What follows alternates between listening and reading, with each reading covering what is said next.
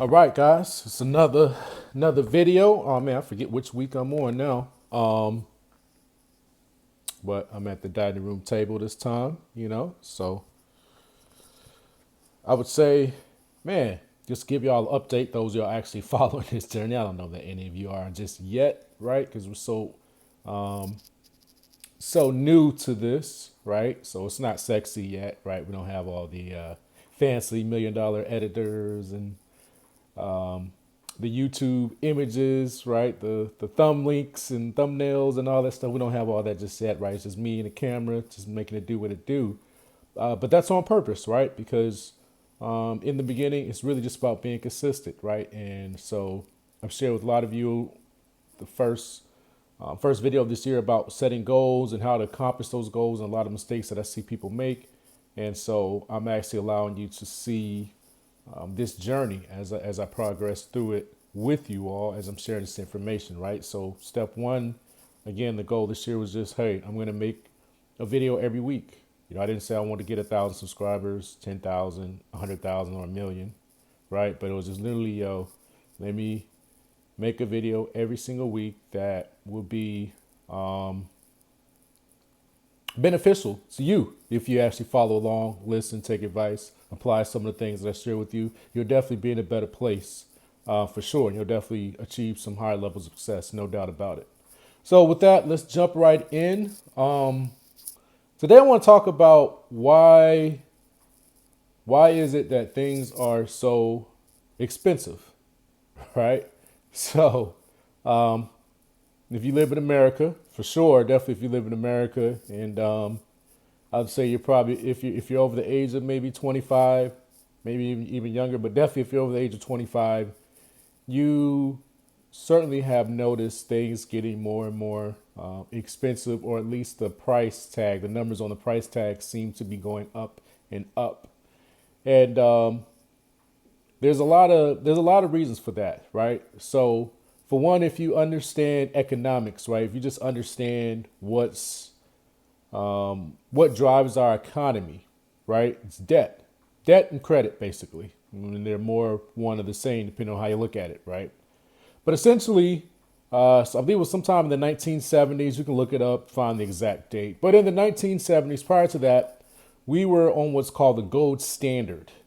So the gold standard was for every dollar was essentially backed by a piece of gold. Every piece of money that we had was essentially backed, especially our dollar bill specifically, was backed by a literal amount of gold at the treasury. Meaning that, theoretically, if you wanted to, you could take a $10 bill to the treasury and they would give you the equivalent amount of $10 worth of gold, right? So prior to us coming off the gold standard, we didn't really have much inflation, much changing in prices because it was backed by gold, right? And gold is not necessarily an infinite supply of gold, right? It's not an infinite supply of it, right? It's a finite resource, although there is plenty out there, more than we could really use or consume, right? But it's just not quote unquote unlimited. If we were to try to gather all the gold in there, at some point we would quote unquote run out, or we would just have to wait for more gold to be produced by the earth, right? So with that being said, it's limited, finite. Well, that president at the time, I want to say it's Reagan. Forgive me, I didn't research it because, again, it's not that important that you know the exact president or the exact year that this happened, but you just need to understand the principle and what happened, right? And then, so that president at the time took us off the gold standard, which meant we basically turned into a fiat currency, meaning we're not backed by anything. It's just how we feel about it, how the world feels about it, but it's not backed by anything, right? So you can no longer take your money to the treasury and say, hey, give me $10 worth of gold, because they're like, well, we ain't got the gold. They probably still have gold in there, but it's not for the purpose of backing our dollars anymore. So our dollars are backed by consumer or market confidence or the lack thereof. That's it. This is no longer backed by gold. So with that, it creates a credit-based society, right? So My father was in his 80s, late 70s before he passed, but he was born in 1943. So his generation was the generations of savers, right? Hey, save a dollar, put your money in the bank, save for a rainy day. You never know, when something may happen and you might need that money, right? And that was not bad advice. It was actually great advice for that time. But also, what is omitted from that advice or missed is that at that time, the 40s, 50s, 60s, you could put your money in the bank and get 10 to 12% interest on that. Meaning, let's say if it compounded annually, if you put $1,000 into the bank, you didn't touch it, at the end of the year, you would have $1,120. So you made $120 for the year, or $10 a month from $1,000. So that's not bad. And if you look at, let's say, if you put $1 million in the bank, right, and you have $120,000 coming to you at the end of the year just by leaving your money in savings, that's pretty doggone good, right? I mean, you can talk to any real estate investor, any stock trading investors nowadays, and they will tell you, 10 to 12% is not anything to sneeze at. Now, some of them argue with work that they can make 15, 18, 20% consistently. And I do believe that. But again, that's with them working and finding deals and making the deals work and getting the numbers right. But we're talking about literally you just take $1 million and you park it somewhere and you don't touch it. And you come back at the end of the year with $120,000. That's a pretty good gig, right? So that was what savings accounts were prior to the gold standard, us being removed off the gold standard. So it was great advice to say, hey, save your money. Don't waste all of it. Don't spend all of it. Pay for things with cash. And if you can't afford it, wait. Right. So that generation, they didn't really believe really much on consumerism. And to be fair, consumerism did not quote unquote exist to the level it does today, right? Today we're bombarded.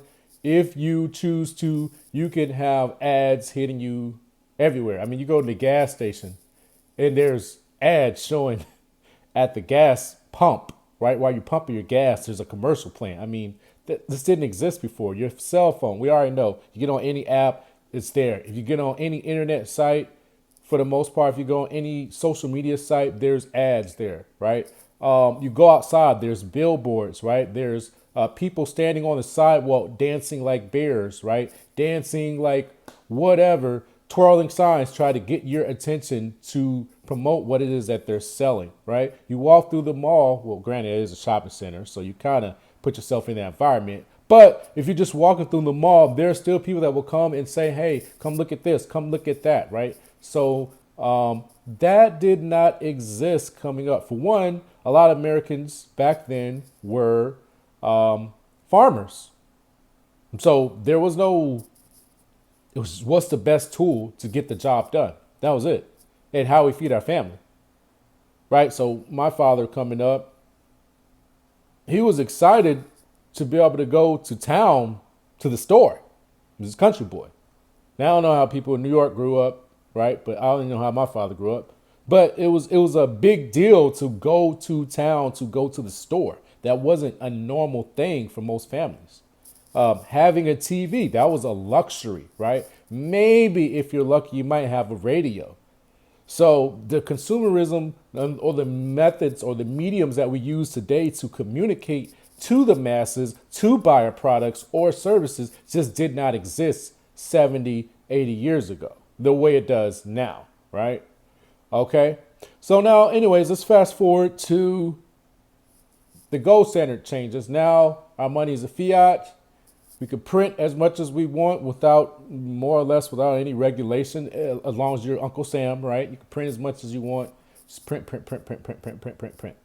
Well, what happens there is you are reducing the value of the money. Now, I'm going to talk to economics, then I'm going to talk to practicality, right? So the economics is you have reduced the value of the dollar. Now, why is that important? Because now it takes more dollars to buy the same thing. So again, I'll give you an example. 1953, my father was 10 years old. You could buy a cheeseburger, chips. Now, I'm not sure chips were quite invented yet. I don't know when they were invented, but chips are still new, right? They're less than 100 years old. It's new food that was created. It's not really food, right? It's created, right? Manufactured, if you will, however you want to say it. But you could buy a burger and a drink for 10 cents. I'm say it again. You get a sandwich and a drink, a soda pop, a Coca-Cola can, full one, for 10 cents in the 1950s, right? So now, if you go to Burger King, McDonald's, Five Guys, you guys know, to get a burger and a drink, I would say on the low end at McDonald's, I would say probably on the low end, you're looking at probably $9 or $10, right? So that's 100, what was that? $1, 10x. I think that's like a 100x jump. Because 10x would be $1, another 10x would be $10. Yeah, so it's a 100x jump in cost in about 60, 70 years. So how does that happen? Again, like I said, our money's not backed by anything. So its value is going down.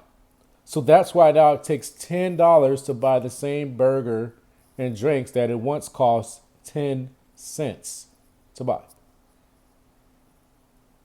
Right? So that's the inflation side of it. That's the economics that you cannot change unless we revert it back to the gold standard somehow. And then obviously that would change the whole economics of our country. But I don't foresee that happening. And there's no talk about it. So we have to believe that the current state of economics that we're in is going to continue. Right? That we're going to continue to be off the gold standard, that we continue to be a fiat currency that's just exchanged based on market value or market confidence in our dollar. And that's it. All right. So now with that being said, I'm sure you've said it's getting too expensive, or man, things are costing too much. Why are things so expensive? Right. And I want to argue with you, and not even argue with you, but I want to offer you a different perspective. Right? This guy that when I first got my real estate license, he was already a millionaire from selling real estate as a realtor. And his name was Neil Shorts. You can still look him up. He's a big time broker out there, I believe in LA or Orange County, in California, Century 21 Masters. Big time guy, multi-millionaire several times over. But anyways, he tells a story about his coach, and one day he said something along the lines of, that's too expensive, or man, that costs so much. And his coach's response was, it's not that it's too expensive, you just don't make enough. And in Florida, it's like, it's not that it's too expensive, you just don't make enough. So I want to let that sink in just a little bit, because that may be your first time hearing this type of concept, that you don't make enough.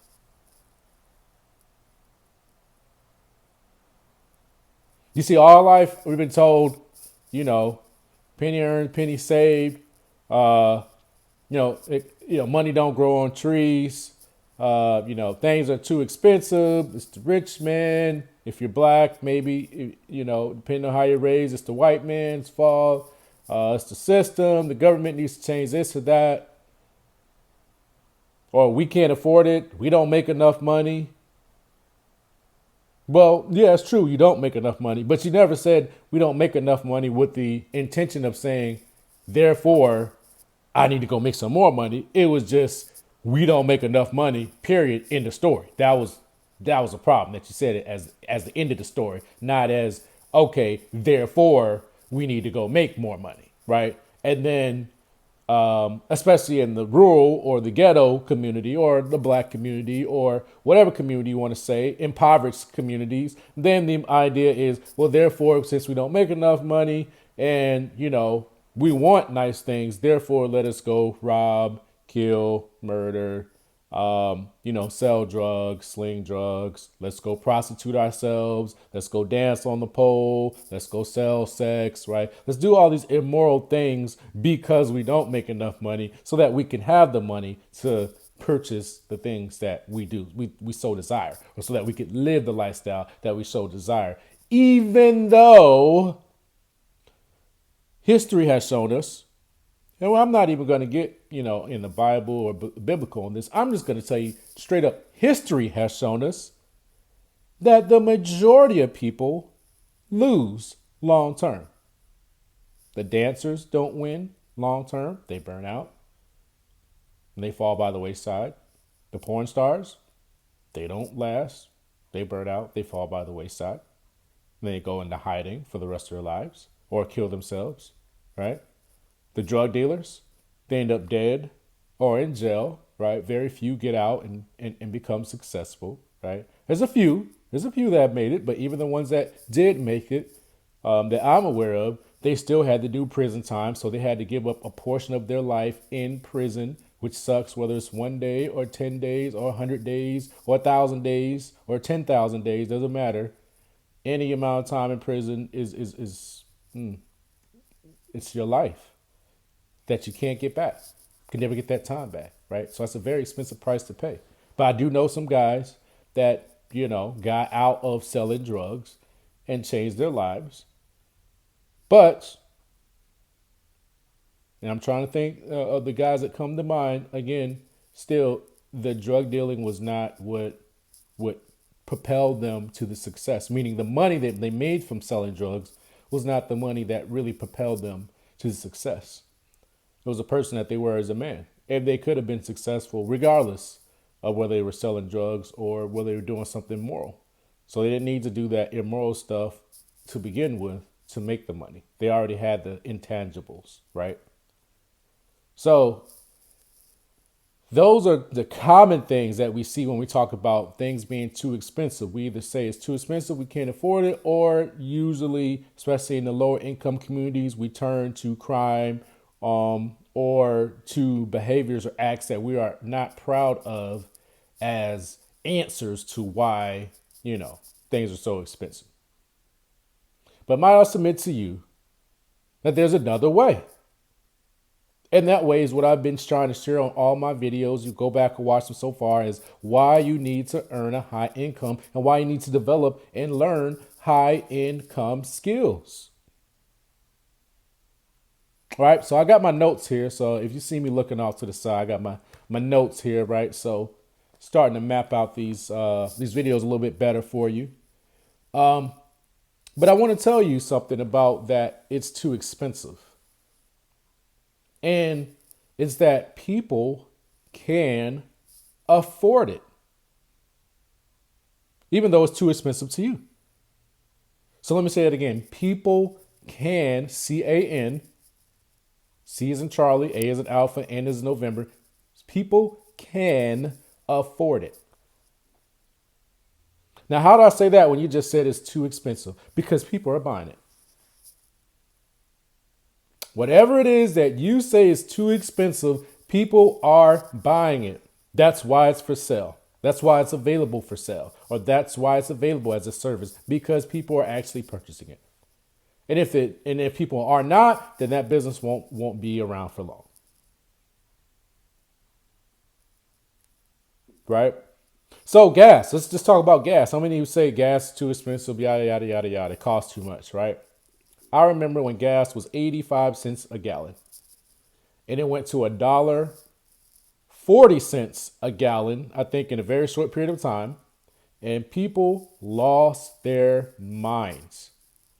That's actually when Ford stopped making the Excursion. It was when gas went to $1.40. Everybody before that used to have the big Excursion. They had these big Hummers, and then gas went from 85 cents a gallon to $1.40 a gallon. So I think $1.60 at one point, and people lost their minds. And everyone sold their SUVs, went back to get a car. And that was at $1.40, $1.50 per gallon. Because they were used to 85 cents, 90 cents, 99 cents, $1.03, back down to 97 cents, back down to 87 cents. Nowadays, gas is around 3, 4, up to $6, $7 a gallon, depending on where you are. You know, if you're out there on the West Coast in California, you might be at $6, $7 a gallon. If you're out in Hawaii, you might be at $4, $5 a gallon. On the East Coast, maybe $3 a gallon. Depends on where you're at. But all of it is triple, at least. Well, all of that is at least double $1.40. And now, what do you see? People got these big G-Wagons. People got Range Rovers. People got big Suburbans. Everybody's got these, big old SUV Expeditions, right? Chevy Tahoes and big Cadillac Escalades, right? Gas guzzlers, these Dodge Challenger Hellcats, right? The SRT8s. Big, massive gas guzzling vehicles, and they don't bat an eye at it. Why? Because people can't afford it. So if it's too expensive to you, and it may be true at the time when you say that, then the next question I want you to ask yourself is, who are the people that can afford it? So this is something that I actually went through when I was in the military, right? So I was 9 years in the Navy. Did very well. I was not at the bottom. I was the top 10% of the Navy, right? I was a nuclear mechanic on submarines. So I was the best of the best, right? So I was top tier in the Navy. Had the biggest bonus, the fastest promotions, you name it, right? So I was on the top of my game. But there were a lot of things financially that I just couldn't afford. Even though I was top of the game. I was E5, E6 on submarines, getting submarine pay. Got a $100,000 re-enlistment bonus, right? There's a lot of things that I just could not afford. A Lamborghini was one of them. Couldn't afford a Lamborghini. A Bentley. Couldn't afford a Bentley. Heck, even an $80,000 vehicle. Could not afford it. The stay at the Four Seasons, Ritz-Carlton, could not afford it. So why do I bring these things up? Because many of you are in that same position like I was. Now, you might not be active duty. You may not be in the military, but you've got a job somewhere. You've got a position somewhere of employment where you're making, quote unquote, and let me do this so you can see it, quote unquote, good money. You're making $50,000, $60,000, $70,000, $80,000. Maybe you might even crack the 100, right? And you're just like, man, I cannot live the lifestyle I want with the money that I'm making, even though I'm quote unquote successful. And this keeps always, to me, it always comes back to getting high income, because if you're like me, you were told coming up, hey, $50,000 a year is a lot of money. That's a good wage, or 75 or 80,000. $80,000 a year. Wow. Like, whew, bravo. And then if somebody makes over 100,000, ooh wee. I mean, like over $100,000 a year. Wow. Like that's whispered about, like, psst, psst, psst, psst, such and such makes over 100,000. Oh, really? Oh, that. Oh, wow, man, that's impressive. Like you whisper about it. You don't talk about it, you whisper about it, right? Like such and such a six-figure earner. Like, what? Yeah, man, that hurt. Ooh, yeah. That's what it was like. So how could you be making $70,000, $80,000, $90,000 a year? And you're like, stuff's too expensive. Who the heck can afford a Lamborghini? Who can afford a Bentley? Who can afford to pay $3, $4 a gallon for gas, right? Who can afford to eat out at Ruth Chris every night, right? Hey, let's keep it real. Who can afford to buy these Super Bowl tickets for next week, right? But we know that stadium's going to be packed. It's going to be packed. Next week, it's going to be packed. How in the heck? Who does? I mean, are they just being unwise with their money? Right? Are they just saving up their money that should go in their savings and they're blowing it on, on this silly thing that they shouldn't? I mean, there's a portion of people that are doing that. But I would tell you that there is a large portion of the population that can't afford these things reasonably. And it's not breaking their bank, and they can honestly afford it. And you put their financials in front of a financial planner or advisor, they would tell you, yeah, they can clearly afford this extravagance or this expenditure that they're enjoying. So when I was in the Navy, these were the type of mental conversations I was having myself. Like man, why I'm working. It's not that I don't work hard, right? I work hard. I promise you, I worked hard in the Navy, right? I was on submarines, so that meant I never spent more than 60 consecutive days on land ever.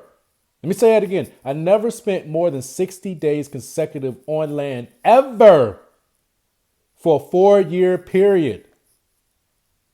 That's right. I was always gone. And whenever you go out to sea, there's no days off. You shift to a shift work, you shift to an 18-hour day, and you're always on watch. You're always working. You're always running drills. You're always cleaning. So I promise you, hard work. Okay, I already got that part. Hard work, I got that part. Smart. You can't be, how do I say this? You can't be academically dumb and be a nuke. Okay.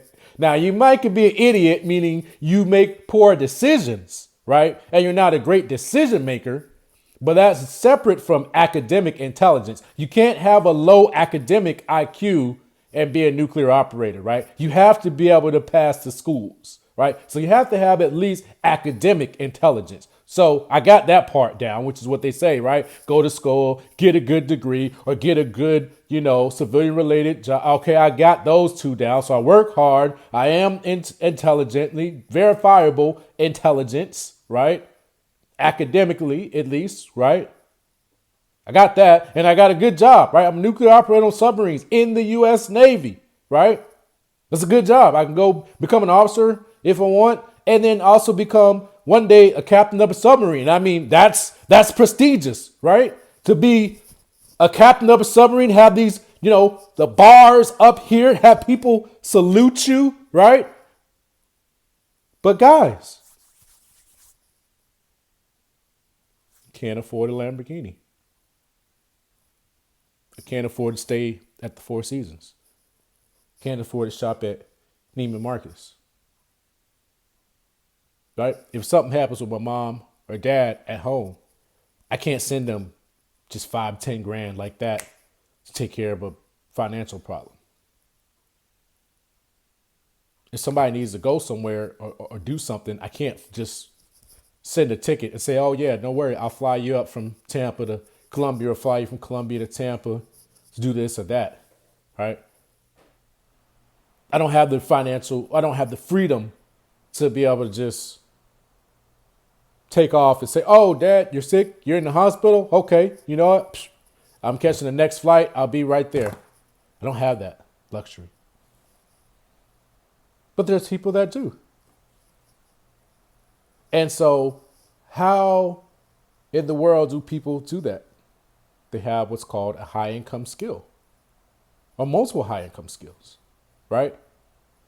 And so again, when I tell you that, when I talk about it's too expensive, that it's not too expensive, that you just can't afford it, I'm telling you from personal experience of what I've been through and how I felt when I was working around the clock, and we call it turning two, right? I was smart, right? I'm in this high paying job, right? This prestigious position, right? Because they don't let any idiot on a nuclear submarine as an operator, right? I got a security clearance. So that means the government trusts me, right? I got all the, how do I say it? I got all the academic accolades or I got all the success accolades per se that we're taught that we should have, right?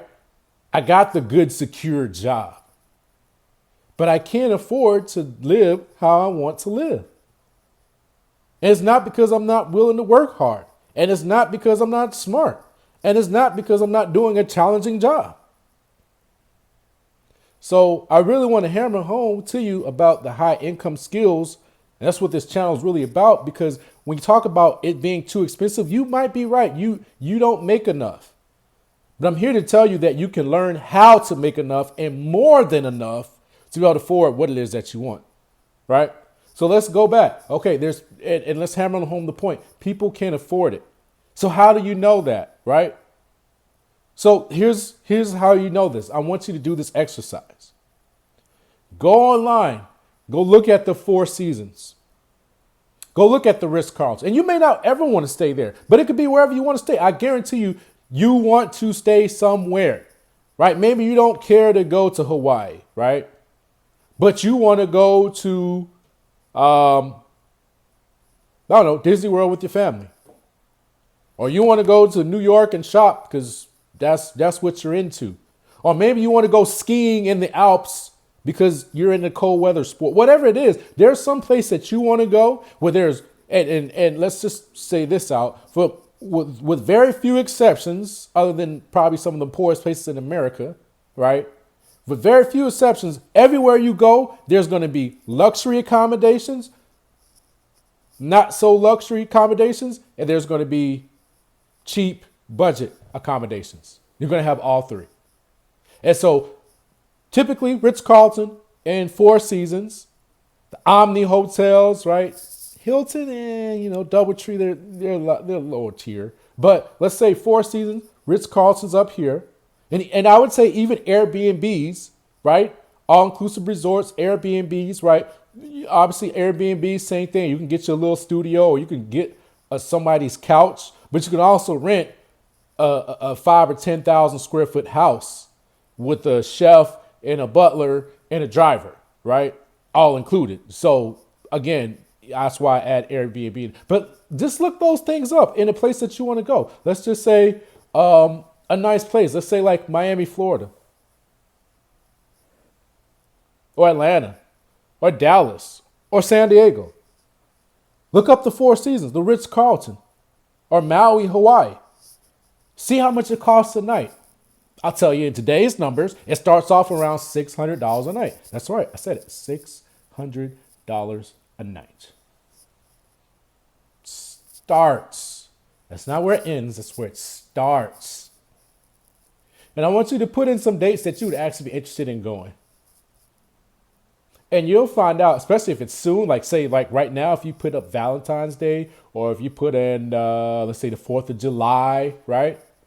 You would be surprised to see that a lot of those places are booked. That's right, they're booked. Now, why is that important? Because if you're anything like me, especially like how I was when I was in the military, and you're looking at $600 a night, you go, bro, what was I making back then? I think I was making like $1,200 every 2 weeks. Like, bro, I make $1,200 every 2 weeks. Well, how the heck would I be able to afford $600 a night? That's insanity. That's too expensive. But remember what the coach said.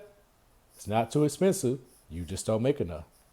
Right? So now let's go back. I just told you that if you look for probably 4th of July for Ritz-Carlton or Four Seasons, the best rooms, not the cheapest, but the best rooms, meaning the most expensive ones that cost $1,000, $2,000 a night, I'm almost willing to bet that they're either down to the last one or they're already booked out. You go, what? Yes, already booked out. Okay, so that means there's some people out there that can afford this $600, $700, $1,000, $2,000 a night prop rooms. So that's proof one, okay? Now, let's go to the dealerships. Everybody knows Lamborghini. Why? Because it's a highly desirable car. Doesn't mean everybody wants one, but everybody knows about it. And they know that it's a nice, expensive, exotic car, right? So go to your local Lamborghini dealership, Ferrari, McLaren, right? Talk to them. Say, hey, man, how many do you sell a week? How many do you sell a month, right? And you will find out that they sell on a regular basis, just like your Chevrolet car dealership does. Now, they don't sell as many, right? Because it's still an expensive car. But you will find that those cars are not sitting there for months on end. They have a regular turnover of buying it wholesale or getting it brand new from the factory and then selling it to the consumer. They have a very consistent regular turnover, just like Chevrolet and Ford does. But it's a $200,000 car. And actually, when I say 200,000, I mean like 250, 270. So really almost 300,000 brand new. And some of them cost 350. So basically the price of a cheap house. In some places you can't get a house for that price, period. But some places you still can get a house for 300K, right? So a car that costs 200, 300K, they're selling those on a regular basis. Again, that's proof somebody can't afford it, right? Now, let's go cheaper. Let's go to clothing. Go to Saks Fifth Avenue. Go to Neiman Marcus. Go to Bloomingdale's, right? Go to Nordstrom's. These are places that have all the brands that we've heard about, right? Louis Vuitton, Christian or how you say it? I think it's Christian Louis Vuitton, and then Gucci, Prada. Who else out there? Marc Jacobs, right? These big names, right? Tory Burch, right? Hermes, right? Rolex, Breitling, all these different brands. Go to those stores, Neiman Marcus, Bloomingdale, and talk to the people there on the sales floor and have a conversation with them. Ask them questions. I'm telling you, this is what I did. Ask, hey, how often do people buy this stuff? How often do they buy this shirt? You know, get the Robert Graham shirts. How often do they buy these Christian Louis Vuitton shoes that are $1,000? Who buys these purses that are 10, 20, Chanel handbags are $5, 10, $20,000? Do people actually buy them? People actually spend this? And watch what they tell you. And the salesman, the sales lady will be like, oh yeah, people do. Oh yeah, absolutely. Yeah. They, some people buy. I remember I asked the lady one time because I saw a shirt. I don't know how much it was. It was like probably $200-300. Very nice shirt. Very expensive to me at the time. And I was like, whoa, this is $200 for a shirt. Wow, that's a lot of money. And I said, hey, people buy these things, or I mean, they probably just say, oh yeah, people come by. We just had some guy other day who's an artist, and he came in and he bought 5 of them. And I was like, what? Yeah, he bought 5 of them. Because after you wash a couple times, it kind of fades, loses luster. So he just buys 5 shirts at a time, and he comes here pretty regularly. Wow.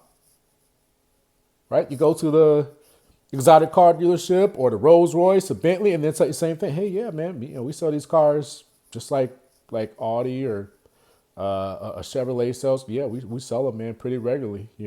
These cars don't sit too long. Wow.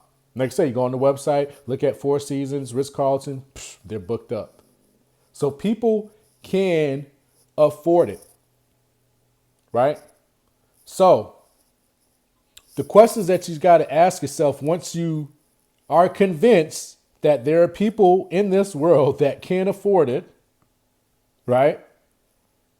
And that may be easy or hard for you, depending on, where you are and how you grew up and what your beliefs and what you were taught. But the next question is, who are these people that can't afford it?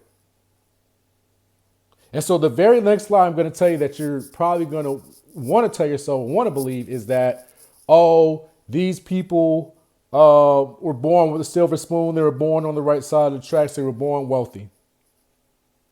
Well, you don't have to be a mathematician to figure this out. You can go on any website, Google it. Obviously, we all know that's where you're going to start your search. But you will find that the majority of millionaires, multimillionaires in America are first generation, meaning they were the ones that made the millions. It was not handed to them. It was not passed down to them. And in fact, the majority of wealthy families go broke after 2 or 3 generations. So there's not really a given that, because somebody comes from a wealthy family, that they're going to be able to remain wealthy or sustain that wealth, right? But it still remains the majority are first generation, meaning they made the millions themselves. That person, that man, that woman, they were the ones that went out there, built the business, worked their tails off, saved the money, invested it, developed the high income skills, right, that I'm talking about, and encourage you to learn. They're the ones that did that, and now they have these multi-millions of dollars. Now they have this lifestyle. That's what you're going to find. Now, with that being said, you just got to start looking at who you can relate to, right? So as kids, everybody, not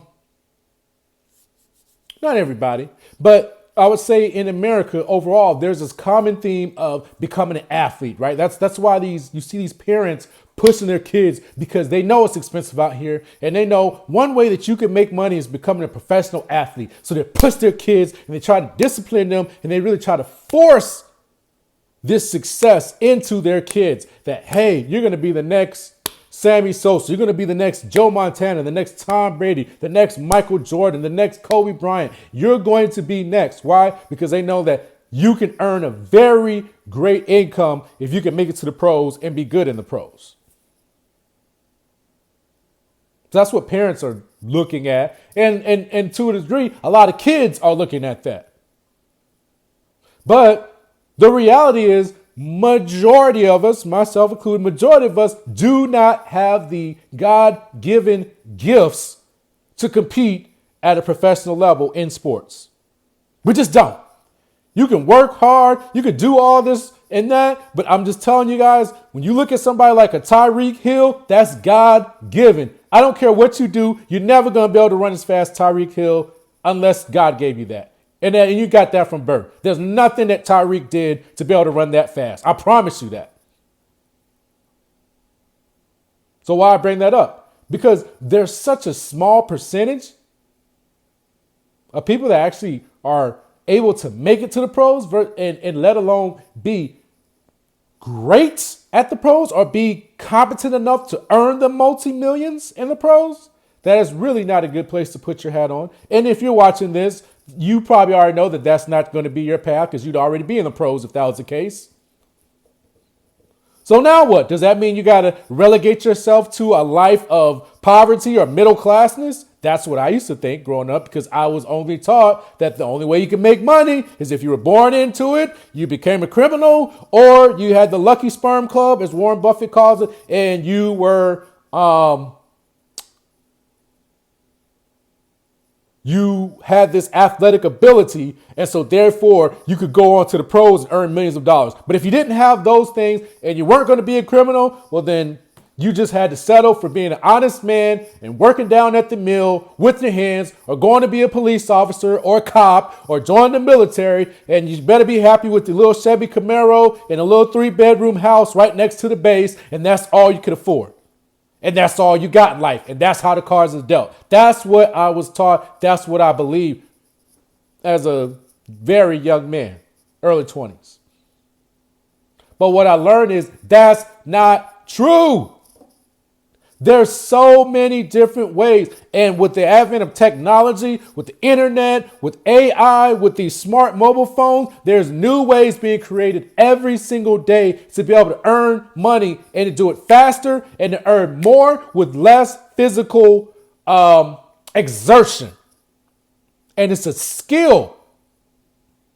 It's not something esoteric. It's not something that can't be learned. It's like learning to play the piano or to play the drums. It is literally a skill that can be learned. And just like with sports, there are some things that you have that are your God-given gifts that are easier for you to do than for others. Singing is one of them. Drawing is another one. Speaking is another one, right? But empathy, listening, hearing people, that's another one, right? Marketing, That's enough. All these are different skills, and a lot of them can be learned. But some skills or some fields are better than others for you because you have certain God-given abilities, right? So I just want to hammer in because I went through this. There are a lot of different things you can do that can take you from earning $50,000 a year to $50,000 a month. And I'm not exaggerating when I say that. And when I say $50,000 a month, I mean that on the low end. And that's not to belittle anybody that's making 10, 20 grand a month. That's not to say that if you're making less than that you're not anything. No, what I'm telling you is that $50,000 a month is a realistic number. There's a lot of people that do it, and you can do it in a lot of different industries. You can do it as a salesman. You can do it in marketing. You can do it as an employee, right? You can do it as a public speaker, right? You can do it as a copywriter. You know what I mean? You could do it as a business consultant, right? And there's so many different fields that you can earn this type of income. But you have to be looking for that. And not just looking as a student to go, oh, well, I know this. Like a hedge fund manager makes billions, literally with the B, if they have enough assets under management. But you got to look at what you can do and what is lends itself to your particular skills or what comes easy to you. Because when I learned a high income skill and I started learning how to make a couple $100,000 a year, it was a game changer. Because now you stop looking at stuff and saying it's too expensive. The next question you learn to ask, or the better question you learn to ask, is how can I afford it? It will change your life. Instead of saying it's too expensive, how can I afford it? How can I afford to spend $600 a night to stay at the Ritz-Carlton or the Four Seasons? How can I afford to buy $1,000 pair of shoes and not bat an eye the same way I buy $20 pair of shoes? And don't give me the stank eye about you're more moral or you're more holy than thou because you have $50 pair of shoes on your feet and somebody's talking about $1,000 pair of shoes, because there are places in the world where people still don't have shoes on their feet, period. There's places in the world that still don't have running water. So if you live in America, you're already rich. It's just how rich do you want to be? So get the judgment out. And if you really have a deep judgment, then I would recommend checking out Myron Golden, child, M-Y-R-O-N, Myron Golden, as in gold, E-N, Golden. Myron Golden, check out his channel. He does a really great job on a lot of his videos explaining why we have a screwed up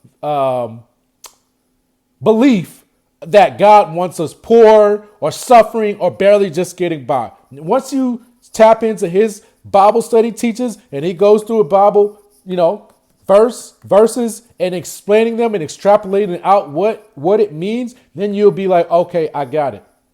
It's okay to have $1,000 pair of shoes. It's okay to spend a G a night for a hotel room if that's what I want.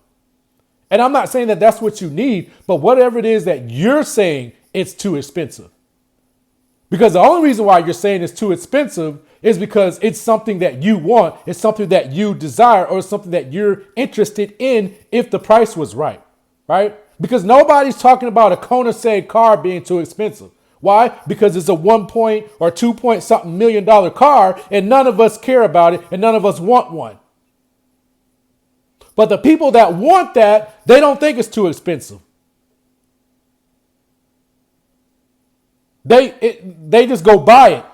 And if they can't buy it, they got a plan in place already for how they will be able to afford one. Right? The people that want to buy a 10, 20, $30 million home, because I'm a realtor, they're not saying that's too expensive. They're saying, how can I afford that? What do I got to do in my business? What do I have to sell? What property do I need to flip? Right? What investment do I need to make to be able to afford that $10, $20 million home? They're not looking for the price to go down. They're looking how to earn the money. And it's a completely different way of living. It's a completely different way of looking at things. And I'm telling you though, with so much passion, because this was something that I was never taught. I could have saved myself 10 to 15 years of struggling as an adult while working. Hear me on this. While working, I was not a bum. You understand what I'm saying to you? I wasn't lazy. I wasn't living with my mama, right? I don't have any kids. I wasn't out here making babies all over the place, right? I wasn't out on drugs. I wasn't drinking. I wasn't smoking. I've never smoked weed in my life. I've never been drunk in my life. You understand what I'm saying to you? I've never done all these bad things that cause people to not be successful. So why not have that financial success that I was looking for? It's because I was never taught this. And so I'm trying to share it with you all that, hey, this is how you have to wake up and change your thinking, because it's the apps in your mind. The brain that we have, it's like your iPhone. What apps are you downloading into this iPhone? Is it Instagram? Is it Twitter? Right? Is it Snapchat? Is it TikTok? All these things, they can be resources, but majority of what's on there is garbage and designed to distract you or to cause you to buy something or to at least cause you to consume so that we can keep you on there long enough to sell you something or to market something to you. But on that same iPhone, how many of you have audible.com where you can listen to audibles, or e-reader, or a Bible app so you can read your Bible, or a book app to read books, right? Or a mortgage calculator or investment calculator app so that you can look at different real estate investments and type the numbers into there and get the number, the cash on cash return, or see the cash flow, right? Or see the net operating income or the cap rate that it would produce, right? Or do you have an investment app on there where you can log in and check your portfolio of stocks that you have? Or you've learned how to day trade or how to swing trade so you can check your Forex or your stocks and the trades that you place on your phone while you're on the go and see how you're doing for the day, or see if your trade's closed out. Or do you have a communication device, right? Like a Zoom, because you're Zooming with clients or customers or potential partners in business. Do you have those type apps on your phone? Do you have the apps where you communicate with your employees or your customers, right? Or your fellow co-workers in business so that while you're on the go, you guys can be messaging each other faster and sending information to get things done? Like, what apps do you have? But again, it all comes down to how you think. So this is really what's stopping you when it comes to that high income, your beliefs, what you think, and then also what questions you're asking. And so I really hope this hammered home to you guys. It's not too expensive because people can afford it. And here's the flip side. I don't care how cheap it is. There's always going to be people that cannot afford it. That's called life. You can go back to Genesis. There was rich and there was poor. And the great thing about living in America, in the capitalistic society that we do, is that for the most part, if you got a healthy body, you got a pretty good functioning brain, you can decide with given enough time, a year, 2, 3, 4, 5 year time frame, that you can decide to go from homeless, meaning zero, to multi-millions. You can immigrate to this country, not even speak English, and decide that you want to go and become a multi-millionaire. And it's been done. And it's been documented. And these people have courses. They have books. They speak at seminars. You can pay to meet them. They live in your community. And I'm telling you, if you decide to tap in, if you decide that, you know what, I'm going to stop saying it's too expensive, and I'm going to start saying, how can I afford that? Watch your life change as you start exploring that and taking that path. Because I'm still on that path, and I will be on that path for the foreseeable future, because I got some big goals. I got some big dreams for myself. But I'm just telling you, just for that first couple 100,000, that's all you got to ask yourself. How can I afford it? And I can tell you now, because I know I've done the numbers for myself, and I can tell you all, most of you, you don't even need to earn $1 million a year. Most of you, your biggest goals, dreams, aspirations, outside of, let's say, buying a jet or a yacht, outside of that, right? But you can charter one. Most of your goals and dreams can be accomplished with $400,000 to $500,000 a year. Realistically, $600,000 a year. You don't even need $1 million a year, I'm telling you. So guys, hopefully that helps you. Again, it's not that it's too expensive. You just don't make enough. And that's not the end of the story. But now that you know you don't make enough, you need to ask yourself, how can I make enough? How can I afford this that I want? And who are the people that already do this?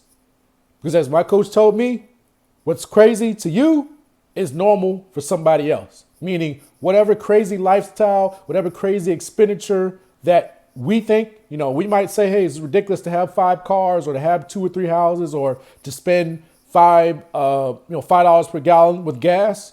But jet fuel typically costs, for a jet, it's typically about $2,000 to $3,000 an hour on the low end.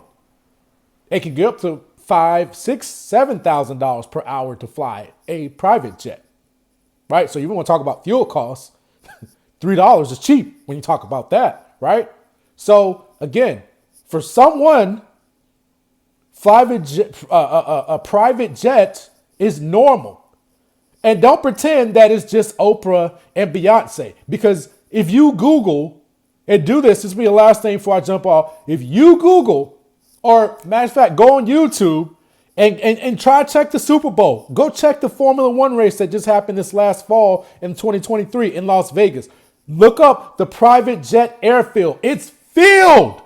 It's packed to capacity.